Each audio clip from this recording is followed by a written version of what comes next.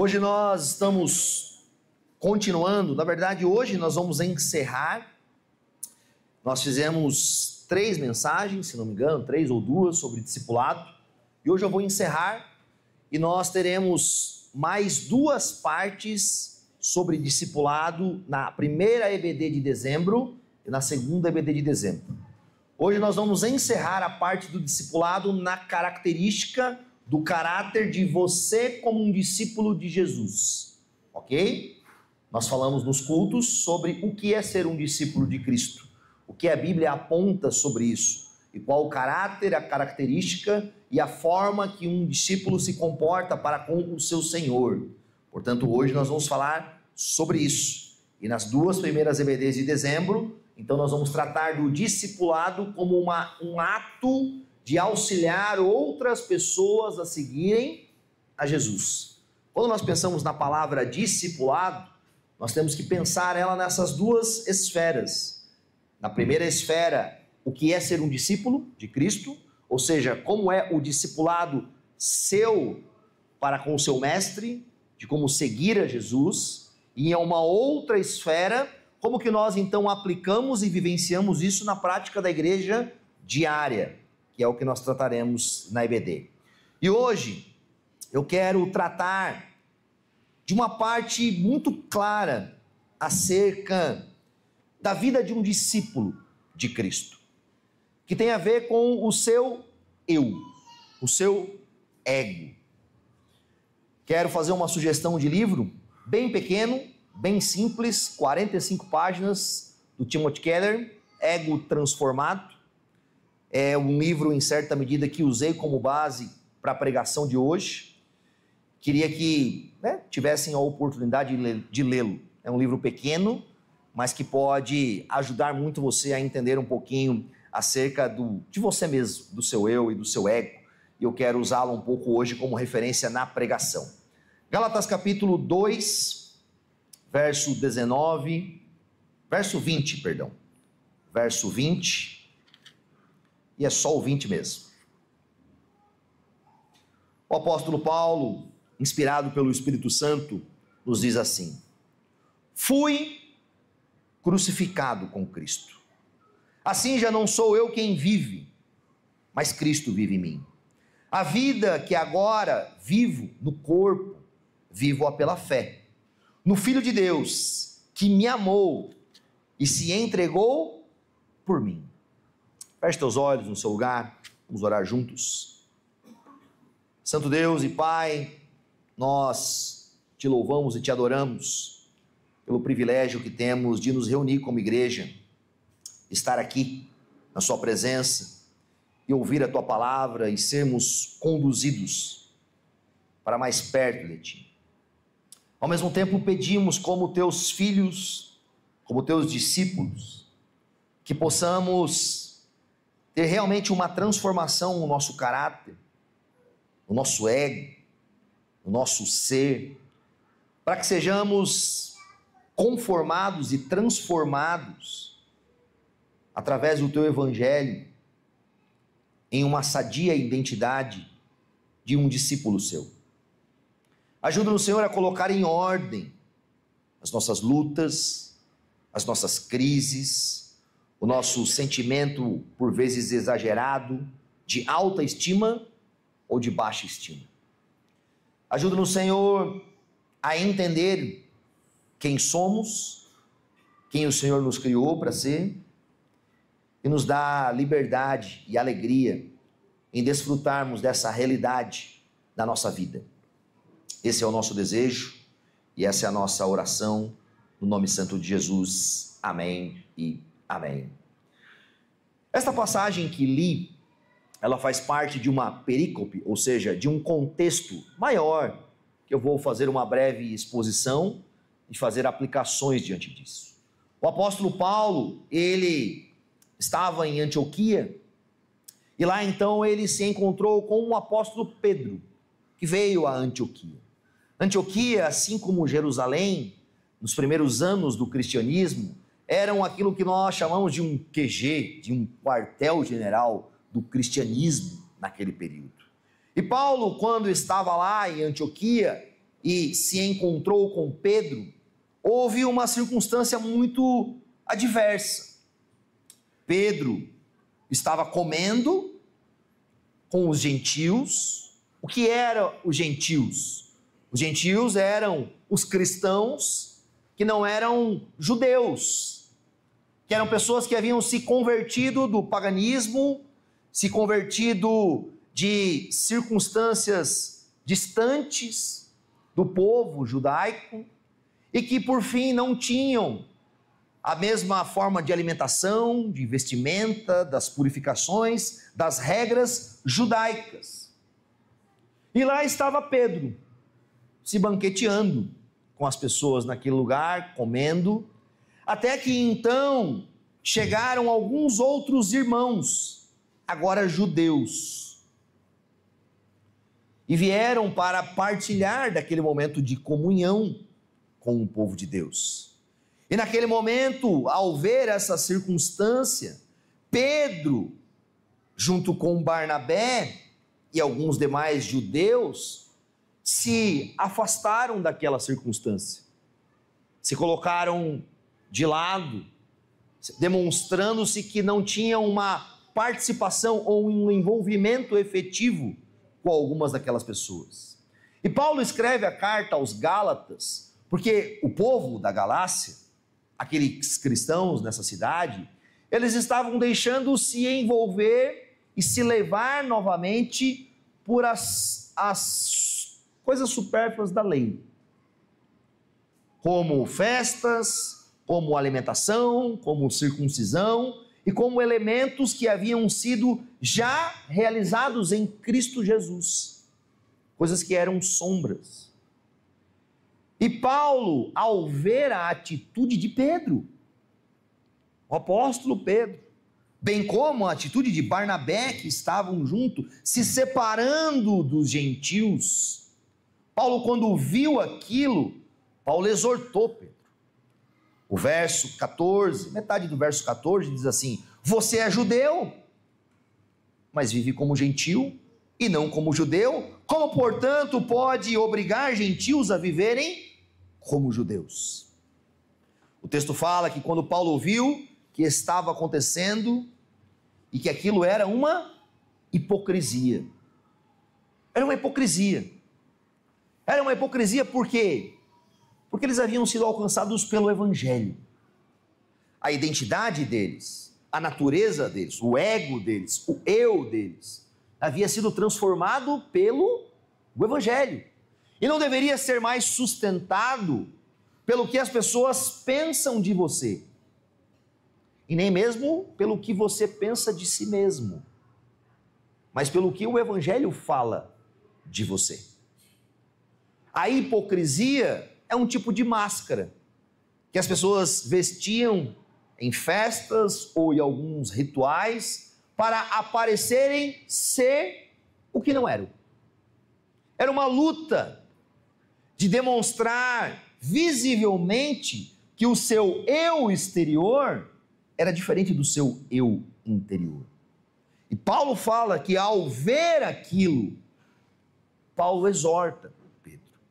E é muito interessante porque ele escreve uma carta aos Gálatas, que não tem nada a ver com essa circunstância, que não estavam lá, que não participaram disso, mas Paulo faz um relato. Por que ele faz esse relato? Porque, como falamos anteriormente, a igreja da Galácia, que havia sido salva por Cristo, através do evangelho da graça, que os justificou, que os regenerou, que os salvou, que os adotou como filhos de Deus, agora estavam tentando ser aperfeiçoados pela lei, ou pelo eu, ou pela forma com que se mostravam diante disso. E o apóstolo Paulo vai trabalhar muito nessa perícope a questão da justificação pela fé, apresentando que, querendo eles ser justificados pela lei, não tinham chegado a lugar nenhum. A lei não justificava ninguém. Não é pela prática da lei, porque pela prática da lei ninguém será justificado. Paulo fala com eles. E aí Paulo então vai argumentar sobre o que é a verdadeira justificação. E aí Paulo vai apontar para a característica que a gente vai trabalhar essa noite no sermão. A característica de alguém que foi justificado. Pedro, junto com Barnabé, estavam de alguma forma transpondo visivelmente um eu, um ego, que não era e não aparentava ser de quem foi justificado. Estavam tentando construir uma imagem superinflada, diferente, para transparecerem para as pessoas outras coisas. E esse é um grande perigo dentro do cristianismo.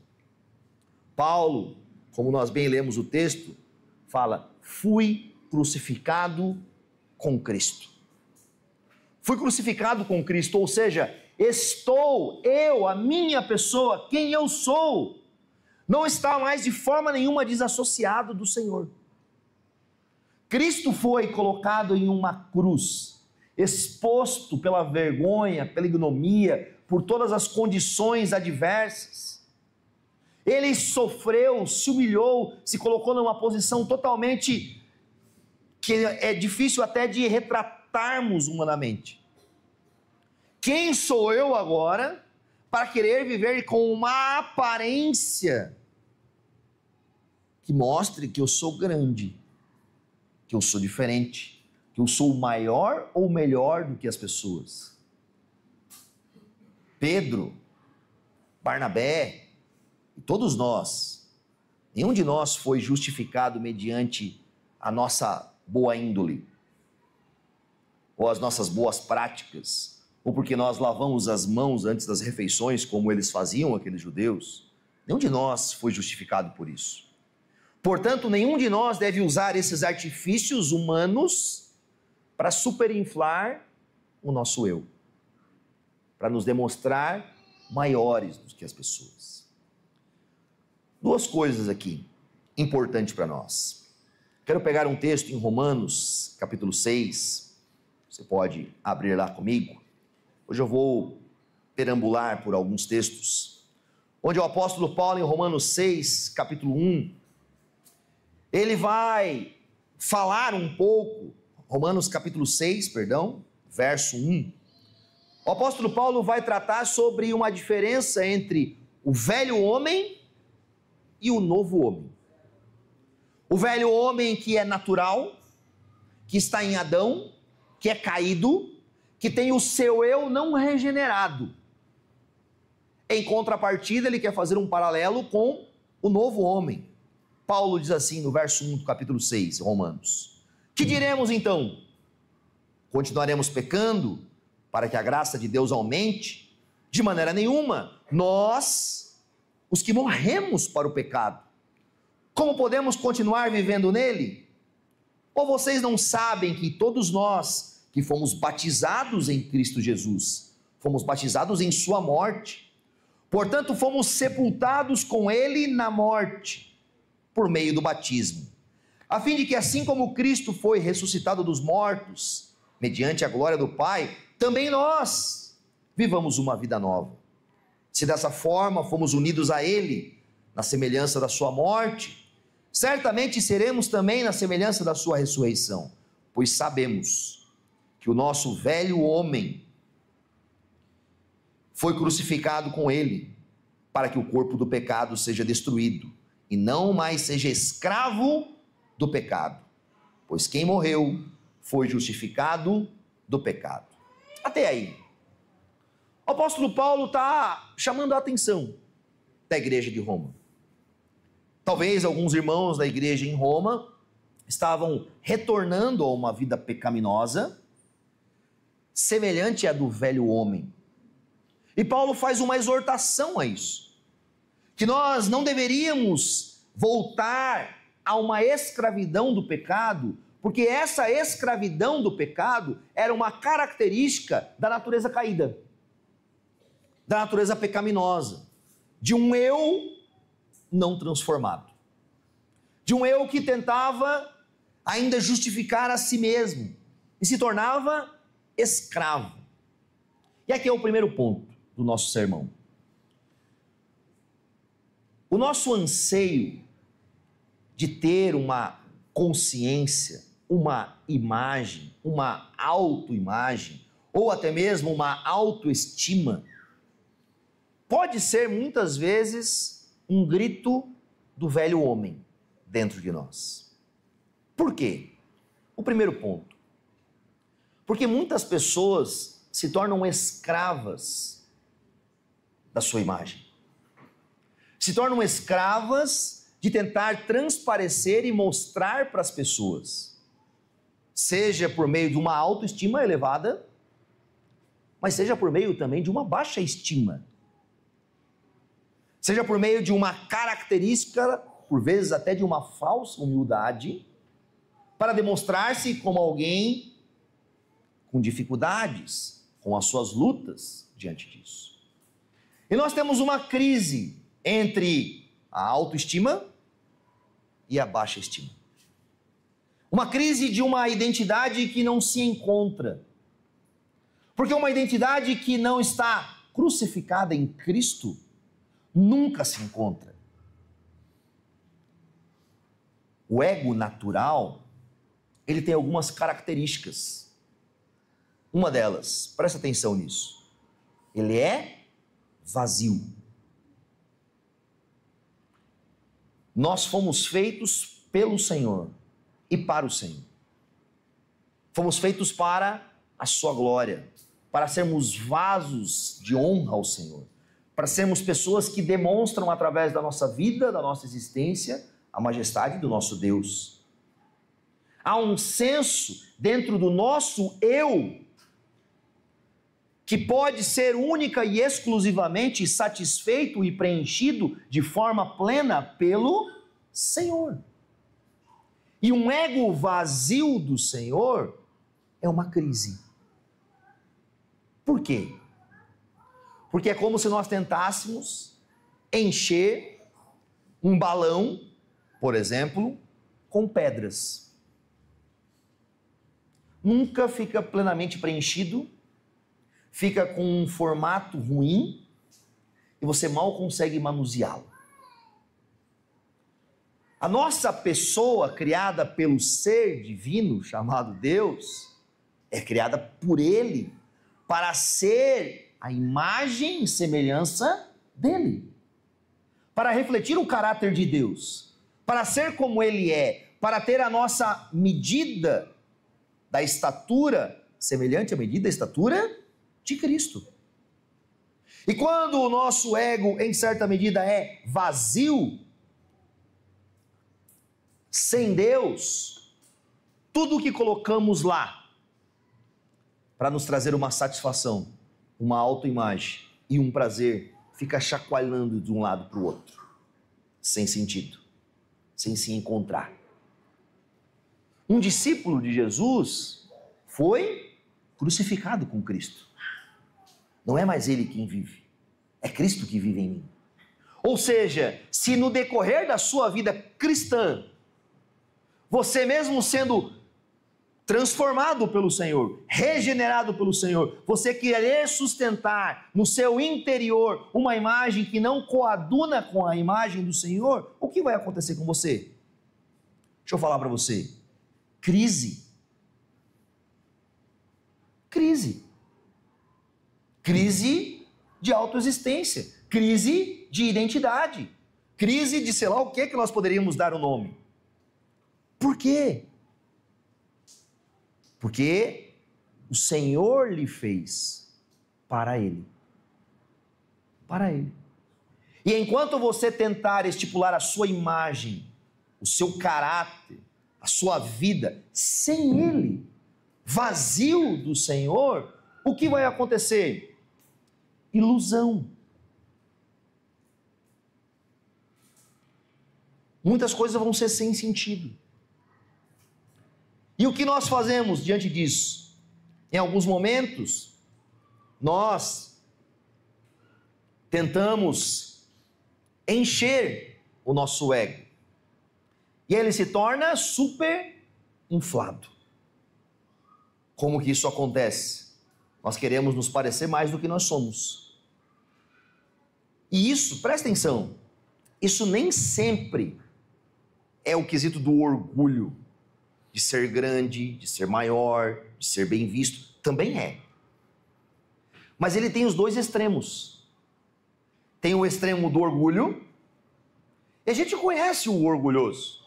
A gente conhece o que fala mais de si mesmo, o que exalta mais de si mesmo, o que tenta demonstrar para as pessoas aquilo que ele não é. Ele é como um pavão, que tem um monte de pena, mas mal consegue levantar voo. É bonito, mas qualquer um corre atrás e pega ele. O ego inflado, ele é um problema para nós. Por que o ego inflado é um problema? Porque quando nós exageramos nessa realidade, quando nós enchemos demais a nossa vida com uma autoestima exagerada, isso produz em nós dor.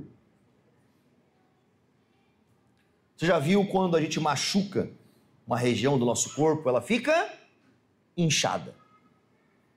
Quando temos algum problema, também em um órgão interno, um rim, um fígado, um estômago com alguma inflamação, ele também fica inchado, fica dolorido. O ego superinflado dói. Por que ele dói? Por que as pessoas, ao tentar transpor para as outras uma imagem gigantesca, isso gera nelas dor, isso gera nelas um incômodo? Por quê? De forma muito clara e muito simples, quando nós tentamos chamar a atenção para nós mesmos em todo o tempo, nós percebemos uma coisa factual, presta atenção: você não foi criado para receber glória. Você não foi criado para receber adoração. Você não foi criado para ser o centro da atenção do mundo. Me perdoe, talvez, se eu estou quebrando alguns dos teus sonhos. Você não foi criado para ser a pessoa mais conhecida da história, para ser o cara mais legal da faculdade, para ser a menina mais descolada. Você não foi criado para isso. E quanto mais nós tentamos fazer isso, mais dói. Dói por quê? Porque os nossos sentimentos ficam envolvidos nisso. Mas presta atenção, não é olha a mudança de pensamento. Não é o sentimento que dói. O sentimento não sente dor. É o ego que dói. Mas você atrela isso aos seus sentimentos. Porque você sente que as pessoas não te valorizam, ou você não foi tal conhecido como tanto, ou você fez e as pessoas não perceberam, ou você se esforçou e as pessoas não reconheceram, ou você fez a sua esposa, o seu esposo, a sua filha, o seu filho, ao seu trabalho, e você fez, e você fez, e você fez, a um ponto de que você ficou inchado, inflado. Isso começa a gerar o que em você? Dor, tristeza, mágoa, frustração. E a gente faz o quê? A gente quer atacar o sentimento. E aí, nesse ciclo insano, a gente quer produzir mais autoestima. A gente não se sente satisfeito aqui, então eu tenho que trocar de esposa, então eu tenho que trocar de emprego, então eu tenho que trocar de roupa, então eu tenho que trocar de carro, então eu tenho que, se eu não fui plenamente satisfeito aqui, eu preciso produzir algo maior, maior e maior. E talvez só você sabe o quanto você luta com isso, não é verdade? Com o sentimento de suposta rejeição, de suposta insatisfação, de um ego que tenta a todo tempo sustentar uma vida de vanglória, de um anseio por algo que você não foi criado para ter, que o teu corpo, que a tua mente não tem condições de sustentar. Isso é loucura. esse sentimento de orgulho exagerado, que vai lhe inflar e vai causar dor, certamente vai levar ao quê? Vai levar a uma fragilidade. O homem e a mulher que não sustenta, por exemplo, a sua identidade, o seu eu em Cristo Jesus, ele se torna muitas vezes uma pessoa vulnerável. Qualquer coisa lhe afeta. A pessoa não deu um bom dia, a pessoa não falou de tal forma, o marido não olhou de tal jeito. Aquilo começa a afetar a pessoa até um ponto que pode explodir. Não é verdade? Eu sei de alguns aqui que explodem muito fácil. Conheço as minhas ovelhas, as do Senhor, mas aquele me deu o privilégio de pastorear. Isso é um cuidado que nós devemos ter. Por quê? Porque se você produz nesse núcleo da sua personalidade, da sua persona, um desejo desenfreado de si mesmo, fatalmente, isso vai produzir em você crise. Vamos voltar ao texto. A vida que agora vivo no corpo, vivo pela fé no Filho de Deus, que me amou e se entregou por mim. A vida que vivo no corpo, não vivo ela de forma exagerada em tentar preencher um vazio, em tentar ter uma superestima, em tentar mostrar para as pessoas o que eu não sou, em produzir em mim algo que vai me machucar de forma tão profunda ao ponto de algum momento eu já nem aguentar mais estar do lado das pessoas. Porque nada vai te satisfazer do jeito que você desejaria. Porque você não foi criado para isso. Você não consegue e nem pode imaginar viver assim. Um ponto muito comum de uma pessoa que não entendeu, por exemplo, o que é ser um discípulo de Jesus, é o que o apóstolo Paulo vai tratar em 1 Coríntios. Abre lá 1 Coríntios capítulo 3.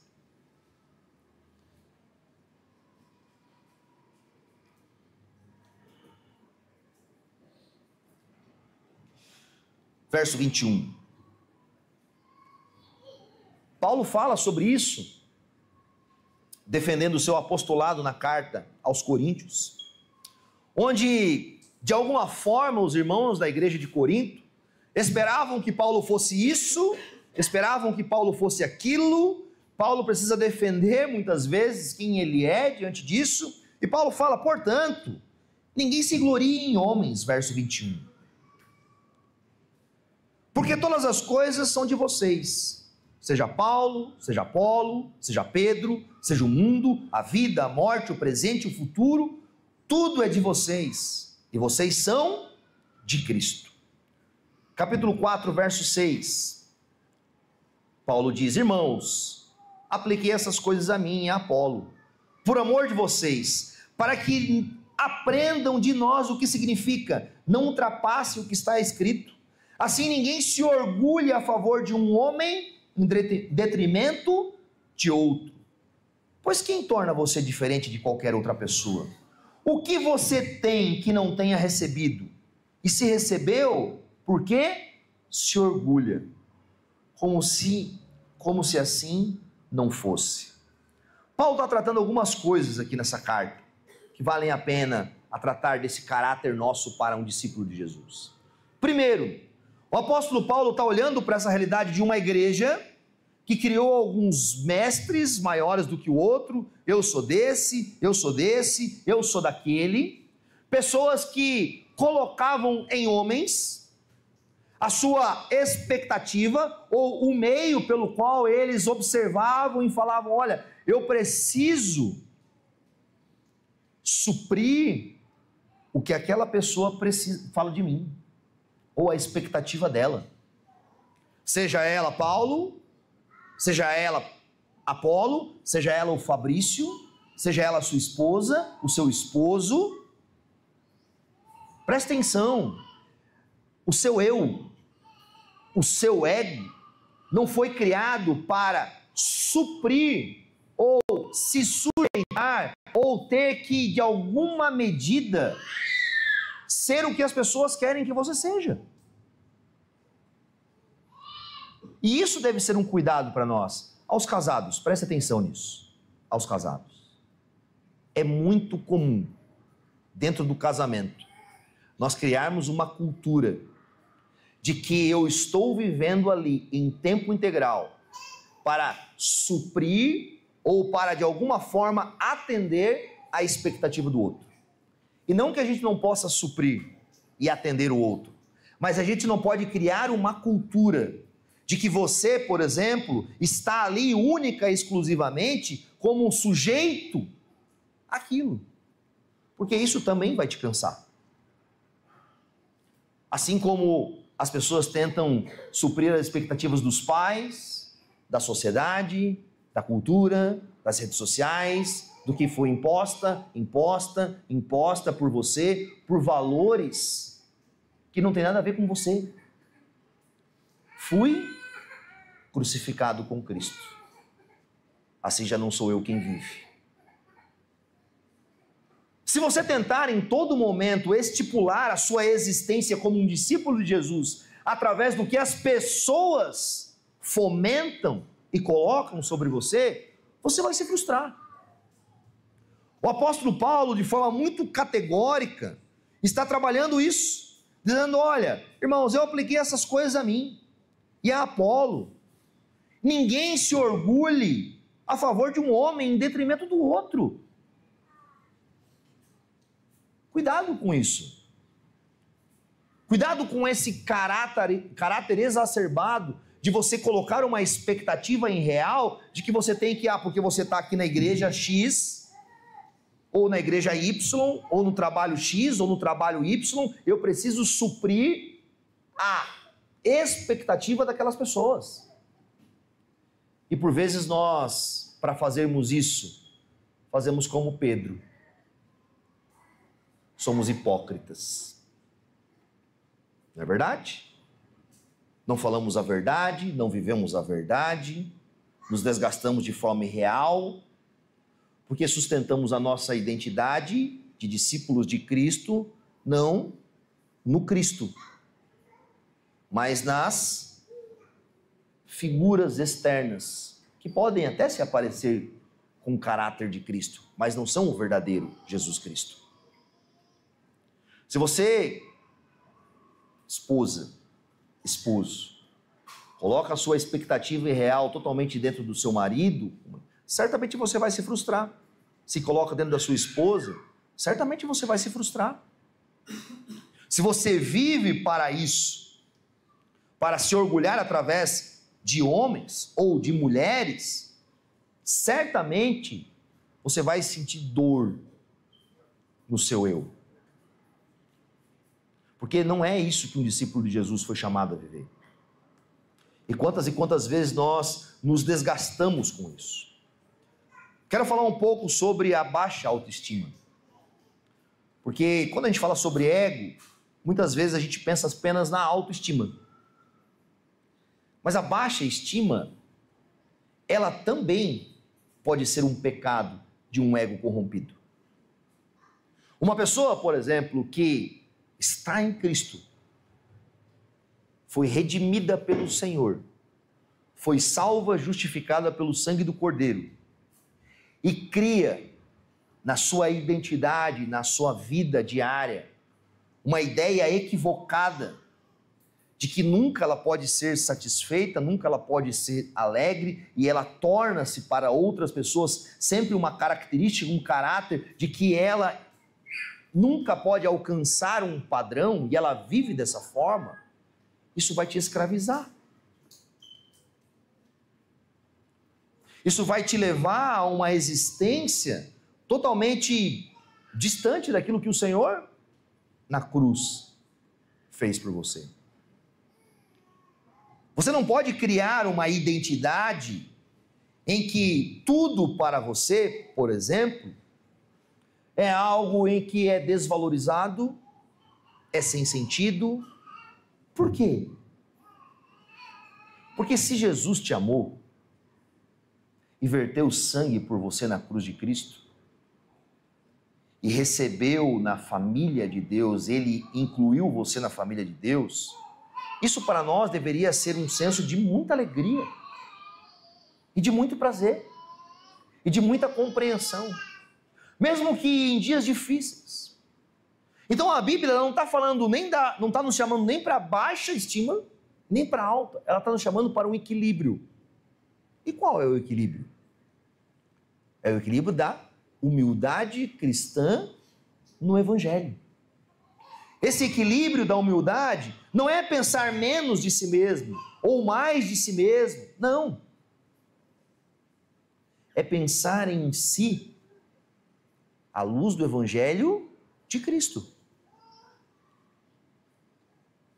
Se a sua vida cristã como um discípulo de Jesus está sustentada no que os outros falam, nas lutas das pessoas, no que as pessoas impõem sobre você, naturalmente, você vai ter dificuldade de seguir Jesus. Você vai ter dificuldade de estar satisfeito em Jesus, de estar alegre em Jesus, de preservar na fé em Jesus. Por quê? Porque é como alguém que foi crucificado com Cristo, que já deveria viver plenamente dele, querendo viver em um corpo estranho, querendo viver uma vida que não lhe pertence. Hoje lá no retiro eu falei um pouco do que acontece no processo de conversão, quando o crente se torna agora, após ser regenerado pelo Espírito Santo, meio esquizofrênico. Por quê? Porque o homem caído, o homem em Adão, o homem natural, sem o ser de Deus, sem o Espírito de Deus, ele tem em si uma vontade caída, uma vontade. O homem regenerado, ele tem agora a luta entre a vontade da carne e a vontade do Espírito. Ele está nesse conflito integral. E esse conflito do dia a dia da vida cristã, que deve ser trabalhado por meio de um processo de santificação, só é produzido e realizado na medida em que buscamos contemplar a face de Cristo e observá-lo como nosso único suficiente mediador, como aquele que pode nos transformar, como aquele que pode mudar a nossa existência, como aquele que pode nos dar aquilo que nós não encontramos em outro lugar. O apóstolo Paulo, quando está trabalhando nesses textos, em 1 Coríntios 4, em Romanos, ou até quando ele está falando com o apóstolo Pedro diante disso, ele está trazendo a nós uma realidade de quem nós somos em Cristo. O que nós somos em Cristo? O que o Evangelho produz em nós? Qual é a característica e o caráter do Evangelho que transforma-nos? Romanos 6 vai falar que foi para a liberdade que Cristo nos chamou. Você sendo uma pessoa criada por Deus e para Deus, enquanto você tenta viver a vida por si mesmo, para a sua própria glória ou para os seus próprios desejos, isso produz escravidão em você. Você vai ser escravo dos seus próprios desejos. Você vai lutar com isso diariamente. Você vai tentar transformar o seu ser a partir de você que não tem capacidade nem de mudar a sua vida. Quem pode transformar o nosso ser? Aquele que nos criou. Só aquele que nos criou tem poder para nos transformar de glória em glória, dia após dia. Portanto, alguém que segue a Jesus, um discípulo de Cristo, ele entende: não sou mais eu quem vive, mas Cristo vive em mim. Não é mais o eu que governa a minha pessoa. O eu é governado pela pessoa de Cristo. O meu ser, a minha natureza, a minha identidade, ela não está mais sujeita a uma realidade do homem caído, que pensa de si mesmo mais ou menos. Mas o Evangelho de Cristo que nos salva e nos redime, ele nos leva a uma identidade de humildade. O que é a humildade? A humildade é entender que eu não tenho condições de ser mais, mas em Cristo, amado e perfeitamente aceito e escolhido por Ele, através da obra de Deus, eu também não tenho mais condição de ser menos. Eu também não tenho mais condição de ser o homem natural que eu era. Fui crucificado. É uma mudança de natureza. Eu passei da morte para a vida. A humildade não é ser mais e não é ser menos, mas é olhar para a cruz de Cristo, para a obra de Jesus Cristo, e olhar para ela e dizer: que bom. É lá que eu encontro a real realidade de quem eu sou e do que Jesus fez por mim. E da onde eu posso perceber que essa liberdade, ela vem do quê? Ela vem do autoesquecimento do meu ego e de uma profunda relação com Deus, onde eu conheço Ele, e na medida em que eu conheço e contemplo Ele, eu entendo quem eu sou. Quando eu trato um pouquinho sobre isso em algumas aulas que eu já fiz aqui na igreja, sobre antropologia, que é o estudo, do homem, do conhecimento do homem, e geralmente falo para algumas pessoas, inclusive para aqueles que fazem faculdade e vão ter alguma matéria de antropologia na faculdade, qual que é a grande crise acadêmica? E talvez você passou por isso. Dificilmente alguns de nós que vão para uma faculdade e vão ter uma matéria de antropologia vão estudar a antropologia a partir da visão criacional. Você vai estudar a sociologia, a antropologia, a partir das experiências dos seres humanos, o que acontece com a sociedade, o que acontece com o povo, como um povo reage aqui, como um povo reage lá, as ideologias, as coisas. Ou seja, a antropologia, a forma com que enxergamos o homem, ela é separada de como Deus nos criou. Isso é comum ou não é? Dificilmente você vai ter... Eu não estou dizendo que o professor precisa ser crente. Bom se fosse. Mas ele deveria ser honesto, para demonstrar que existe uma forma antropológica do ser humano criado à imagem de Deus. Não somos quase 80% talvez de cristãos na nossa sociedade? O mínimo seria que uma faculdade que traz consigo uma matéria de humanas sobre antropologia, ela demonstrasse as duas esferas. As pessoas saem desse ambiente com uma visão totalmente equivocada do que é ser humano. É um amontoado de matérias, é alguém que é levado pelas condições naturais da vida, é um fruto do meio onde vive, é um resultado da sociedade onde ele está incluída. Essas são as palavras que a gente escuta, não é verdade? Mas quem é o ser humano a partir de Jesus Cristo? O que nós somos em Cristo? Como nós podemos transformar o nosso ego, o nosso eu? Como isso acontece? Isso acontece de forma clara por meio do Evangelho. Qual foi a crise de Paulo com Pedro? A crise de Paulo com Pedro foi que Pedro havia começado pelo Evangelho, mas queria sustentar agora a sua experiência diante das pessoas, através de outras coisas. Queria olhar para a sua imagem ou para a sua autoimagem desassociada daquele que me amou e se entregou por mim. Jesus te amou e se entregou por você. O que nós somos depende do que nós cremos.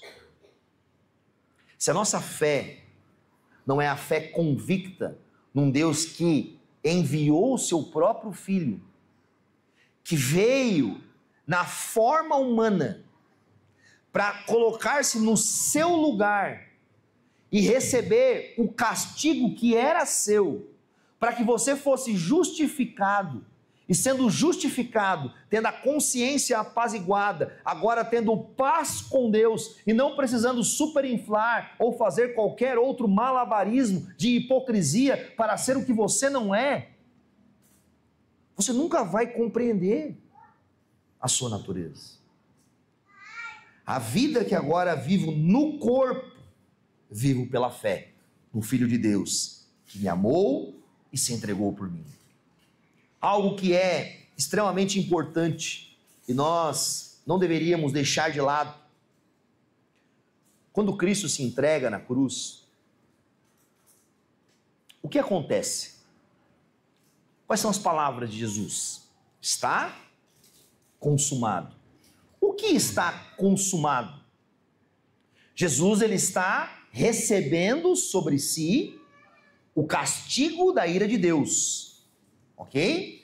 Ele está recebendo ali então este veredito, essa imputação, essa martelada do juízo de Deus, inserindo sobre ele o julgamento, a consequência dos teus atos, dos meus atos e todos daqueles que um dia virão a existir, que obviamente creem em Jesus.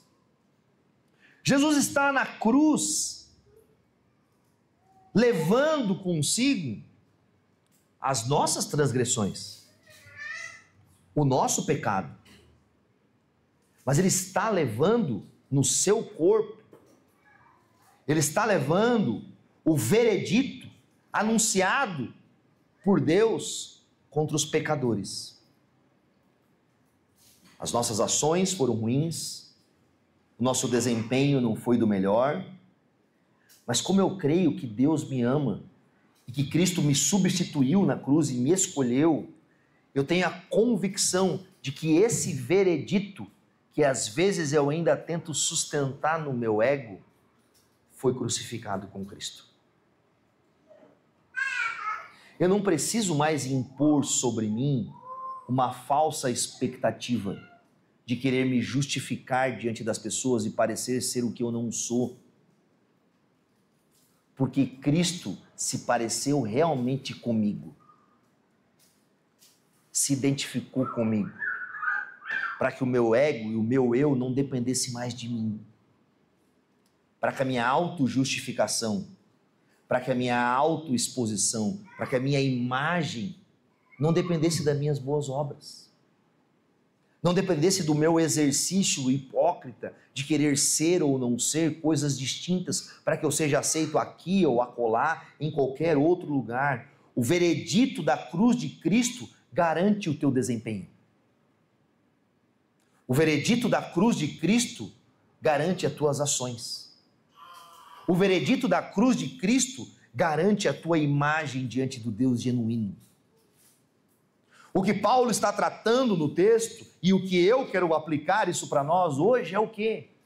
Um discípulo de Jesus, ele não se preocupa em agradar os outros e nem em agradar a si mesmo. Ele se alegra porque Cristo o escolheu e através da escolha e do sacrifício de Cristo, ele se tornou agradável ao Deus Criador. Ao Deus Criador. Meu irmão, você já pensou nisso? Sabe que todo esse empenho exagerado de querermos ser o que nós não somos, não vale de nada.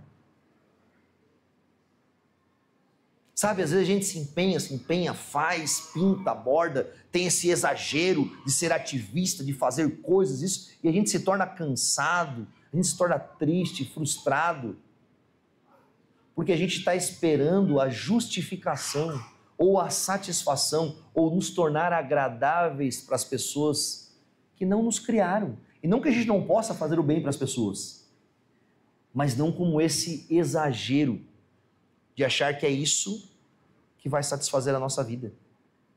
Achar que é isso que vai nos dar a nossa identidade. Jesus Cristo foi julgado em seu lugar. Ele assumiu a sua posição no julgamento divino. Ele estava lá no teu lugar. Fui crucificado com Cristo. Fui crucificado com Cristo.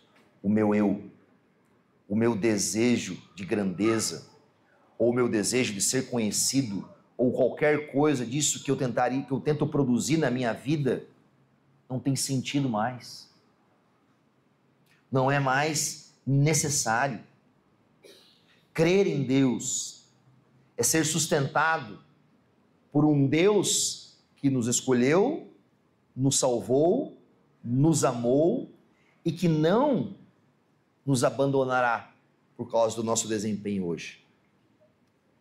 E com isso eu não estou dizendo que a gente não deve satisfazer e obedecer ao Senhor.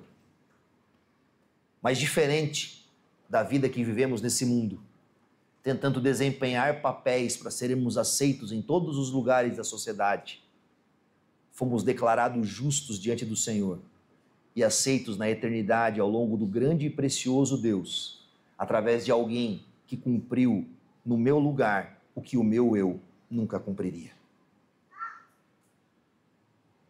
Só tem uma forma de a gente transformar o nosso ego: crucificando ele com Jesus.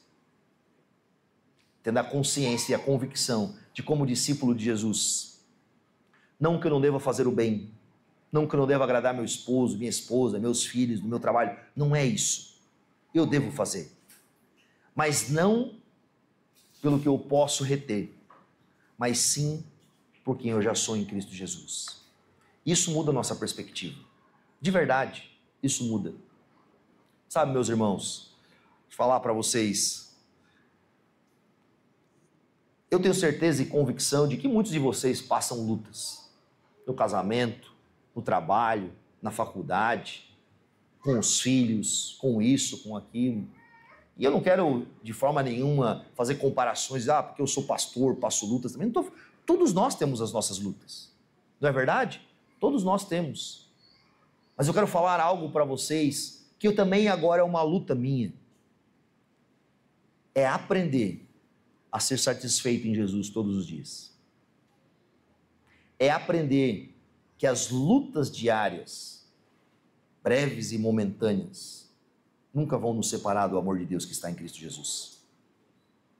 Nunca vão retirar de nós a alegria e o prazer de entender que agora em Cristo, presta atenção, Cristo é o Filho amado de Deus, mas em Cristo, quando somos enxertados nele, nós também somos recebidos como filhos amados de Deus. Nós recebemos uma nova natureza, uma nova identidade, uma nova filiação. Aqueles que o Pai me der, ninguém pode arrancar da minha mão. De modo nenhum eu o lançarei fora. Se nós estamos guardados nas mãos de Jesus Cristo, pregada na cruz, com o prego da justiça divina, ninguém pode nos tirar de lá. Ninguém pode. Por isso que o apóstolo Paulo olha para Pedro, por isso que ele trata isso em Romanos, em Corinto, para levar as pessoas a não pensarem mais de si mesmo. O que nós recebemos que não foi pela graça? A igreja da Galácia começou pelo Evangelho, mas queria completar pela lei.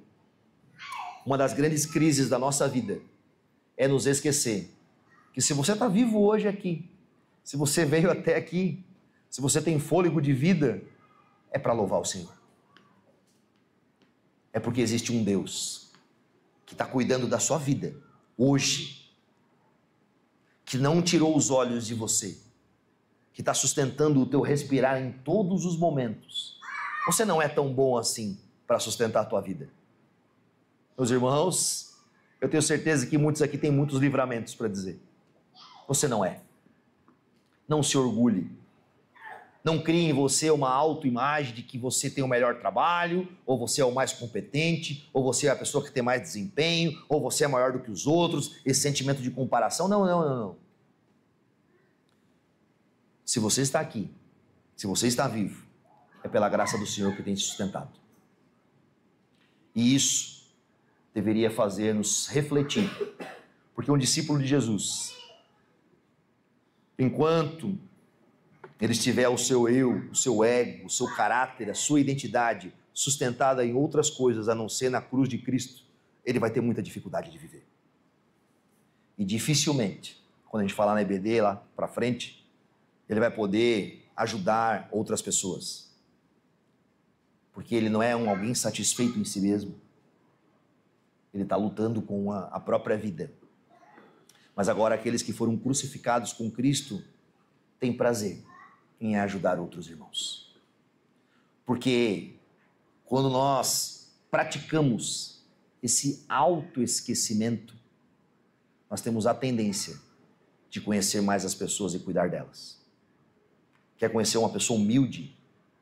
É uma pessoa que dá atenção, que esquece de si mesmo em benefício do outro. Esse desejo maluco da nossa cultura de autoestima é o que produz o distanciamento dos relacionamentos. Se todos querem ser o maior de tudo, o melhor de tudo, o mais conhecido de tudo, naturalmente nós vamos ter dificuldade de nos dedicar aos outros. Não é verdade? Já percebeu que a gente vive num período moderno, com tantas coisas, com tanta informação, e parece que a gente não tem tempo para nada? Talvez nós devemos cuidar, porque esse período moderno criou em nós uma imagem de que ser satisfeito, de que ser bem-sucedido, de que ser uma pessoa com bom desempenho, é ter uma autoestima desassociada da cruz de Cristo, mas apenas em nós mesmos. Um discípulo de Jesus foi crucificado com Cristo. Não é mais ele quem vive. Cristo vive nele. E a vida que agora ele vive, vive pela fé. O Filho de Deus, que se amou e se entregou por ele. Feche teus olhos no seu lugar. Santo Deus, ó, como lutamos com o nosso próprio orgulho, com o nosso ego, com o nosso sentimento exagerado de autoestima ou baixa estima. Ó Deus, como nos frustramos, como somos insatisfeitos, quando colocamos, Senhor, a nossa expectativa em pessoas como nós. Quando colocamos no nosso desempenho, quando colocamos na nossa autoimagem. Ó Deus, nos leva essa noite aos pés da cruz do Teu Filho Jesus Cristo, para lembrarmos que é na cruz de Cristo o único lugar onde podemos transformar o nosso eu à imagem de quem fomos criados para ser. Obrigado, Jesus, porque mesmo o Senhor sendo glorioso, eterno e autoexistente, você se fez carne, se tornou semelhante a nós, para que um dia nós pudéssemos nos tornar semelhante a Ti. Ajuda-nos hoje a viver pela fé. A viver pela fé na compreensão de que nós não podemos justificar a nós mesmos, de que nós não somos tão bons assim, de que nós não podemos apaziguar a nossa consciência por meio do nosso intelecto, razão ou qualquer outra coisa, mas que o Senhor desceu da sua glória majestosa que tinha nos céus com o Pai e se fez servo, humilde, para que nós pudéssemos ser inseridos na família de Deus. Ajuda-nos, Senhor, a sermos humildes também, a não sermos mais elevados e nem menos elevados, a termos a compreensão de que naquela cruz o veredito anunciado já nos torna pessoas aceitáveis diante do Pai. E que podemos, por meio do Teu sacrifício, ser homens e mulheres transformados, que carregam a imagem através do Espírito Santo. E que isso possa ser para nós a satisfação até o fim da nossa vida.